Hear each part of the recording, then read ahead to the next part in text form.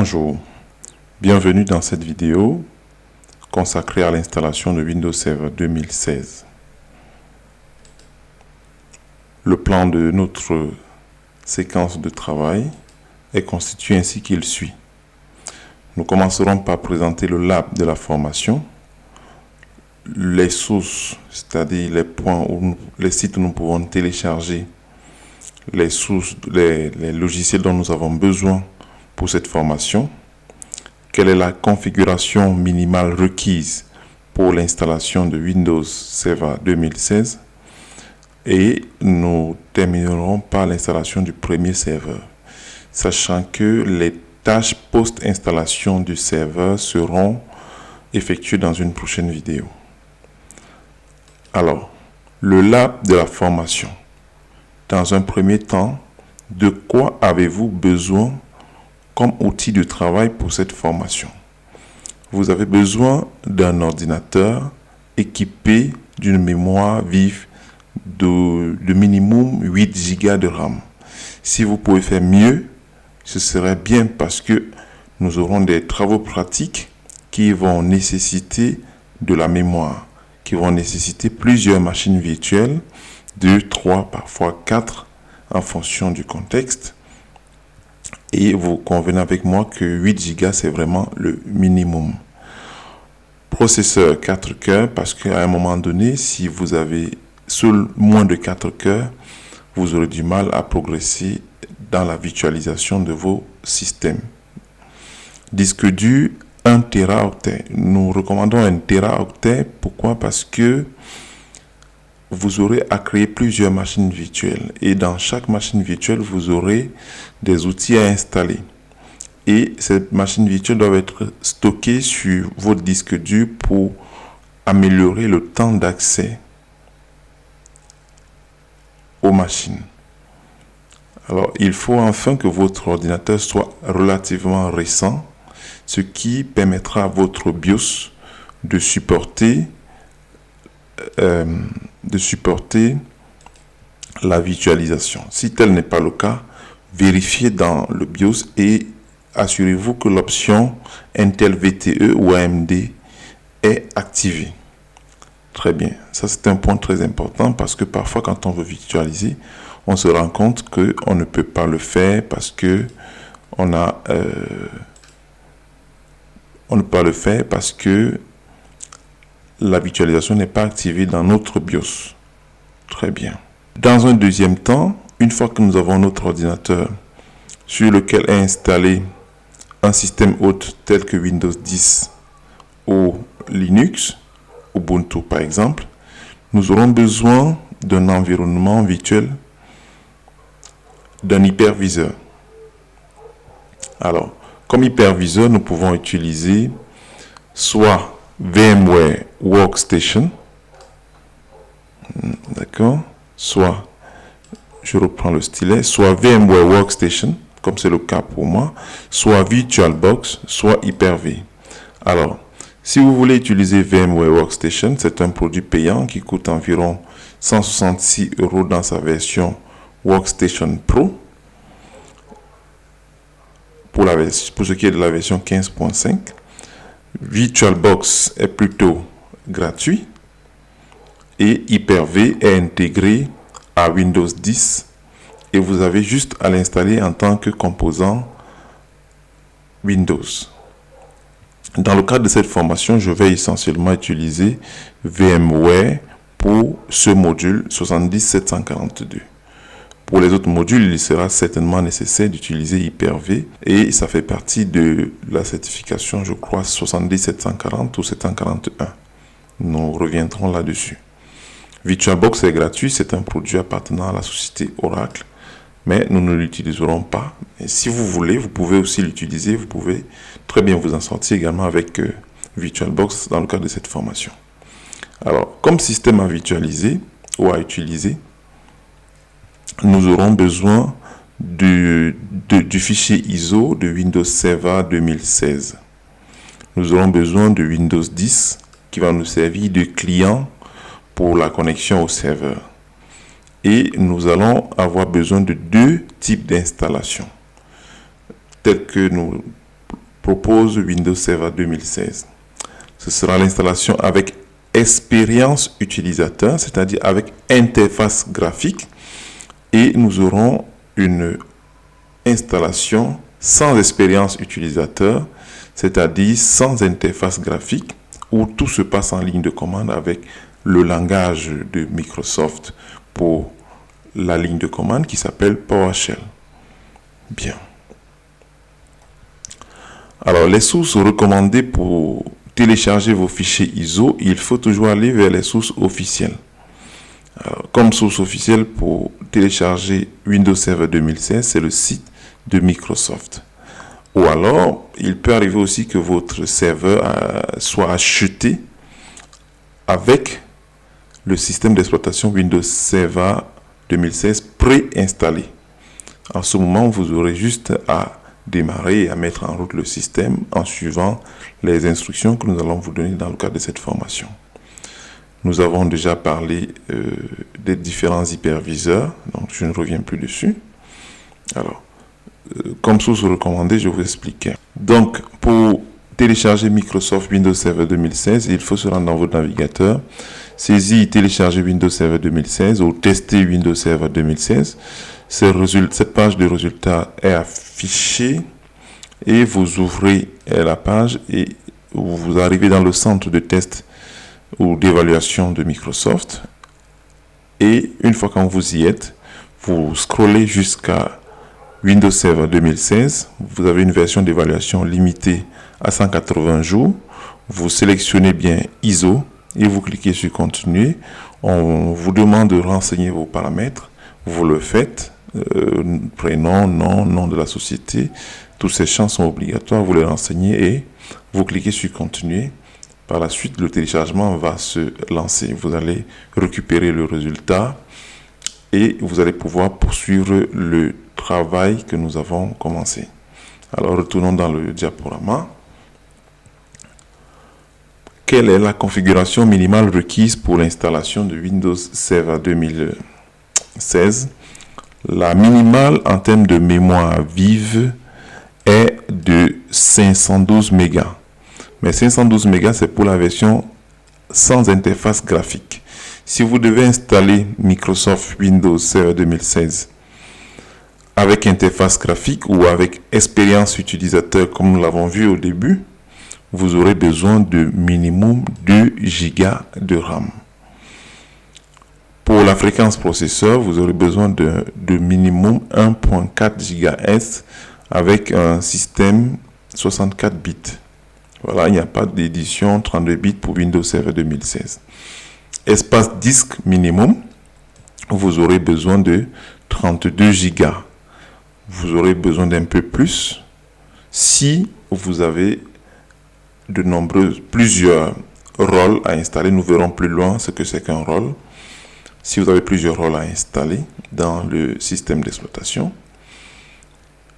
Comme contrôleur de disque, Windows Server 2016 supporte les contrôleurs SATA et ultérieurs. C'est-à-dire si vous avez un disque SCSI, SATA, etc., vous pouvez installer Windows dessus. Les versions antérieures ne sont pas supportées, notamment les interfaces IDE et tout ce qui s'apparente à IDE.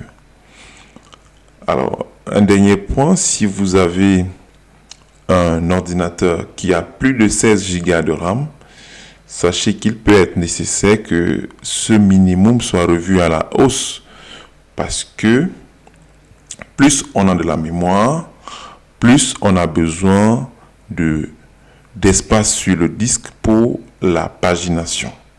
Alors, si vous ne comprenez pas ce que c'est que la pagination, vous devez savoir que Windows utilise une partie du disque dur comme mémoire tampon pour exécuter des programmes qui ont une taille parfois supérieure à la taille de la mémoire vive, qui est dans ce cas 16 Go. Donc, vous aurez besoin de plus de disques si vous avez 16 Go de RAM. On ne peut pas faire un coup de système d'exploitation maintenant. Alors, l'installation proprement dite. Alors, comment se fait l'installation de Windows Server 2016? Si vous avez déjà installé Windows Server 2010. Si vous avez installé Windows 10, autant pour moi, ou si vous avez installé un autre système d'exploitation Microsoft, vous n'aurez pas de problème dans cette étape. Alors, je bascule dans l'hyperviseur VMware Workstation et je clique sur créer une nouvelle machine virtuelle. Je dis que je veux créer une machine virtuelle customisée au typical. Je prends typical pour aller vite. Et ici, je vais aller chercher l'emplacement de mon fichier ISO. Bon, ici j'ai Windows Server 2016, comme je vous l'ai dit, que j'ai déjà téléchargé. Je sélectionne et je clique sur Ouvrir. Il me dit qu'il détecte Windows Server 2016 et qu'il veut utiliser le programme d'installation en mode Easy Install. On verra que ce n'est pas le mode le plus approprié pour la circonstance. Avançons d'abord. Donc, on fait suivant. Et ici, on nous demande de renseigner nos identifiants. On va mettre, par exemple, admin comme identifiant et comme mot de passe. Nous allons mettre p @2sw0rd1 et nous allons confirmer p @2sw0rd1 pour password 1, mais on s'assure quand même que le mot de passe reste complexe. Voilà. Nous voulons installer Windows Server 2016, donc c'est WS, je vais l'abréger comme ça. Comme j'ai déjà fait plusieurs installations, vous pouvez remarquer ici. Donc je vais l'appeler Windows Server 2016-3. Et comme emplacement de stockage, je vais aller choisir un emplacement bien spécifique sur mon disque D. Et ici, dans le dossier machine virtuelle, je crée un dossier qui va s'appeler également Windows Server 2016-03. Et je fais OK. Une fois ceci fait, je progresse en faisant suivant. Il me propose 60 Go de RAM. On a vu que le minimum c'était 32 Go.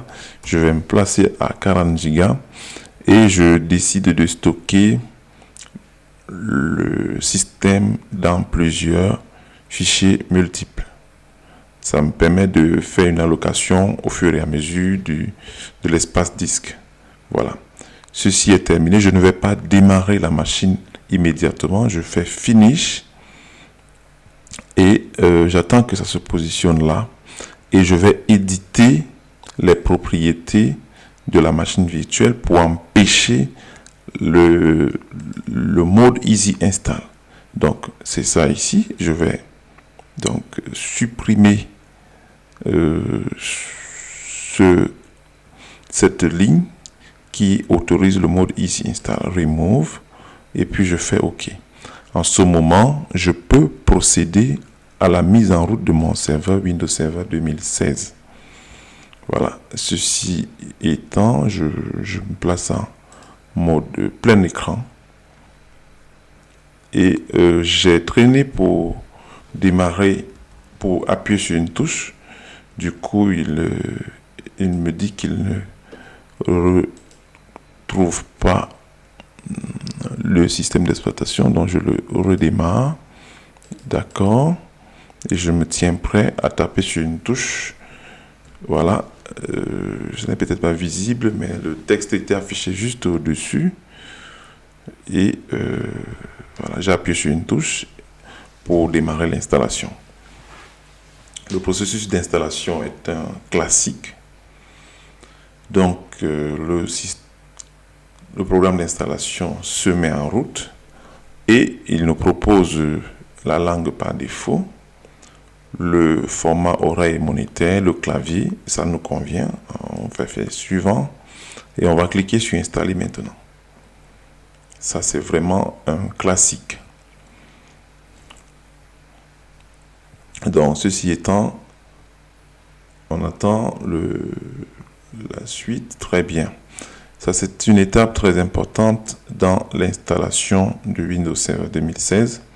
C'est à ce niveau que vous choisissez d'installer avec interface graphique ou sans interface graphique.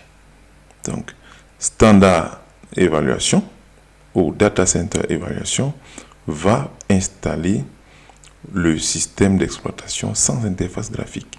Mais nous voulons installer avec interface graphique. Nous prenons la version la plus performante qui contient toutes les fonctionnalités. Donc, la version Data Center Evaluation avec expérience utilisateur et nous cliquons sur Suivant. Voilà. Nous acceptons les conditions de licence proposées par Microsoft et nous cliquons sur Personnaliser. Alors, si nous étions en train d'installer un système d'exploitation sur un ordinateur en production, à ce stade, je vous recommanderais de créer 2 partitions au moins. Alors, comment est-ce que je crée une partition? Je clique sur Nouveau et ici, je divise mon disque dur. Si vous avez un disque dur d'1 Tera par exemple, je prends ce cas.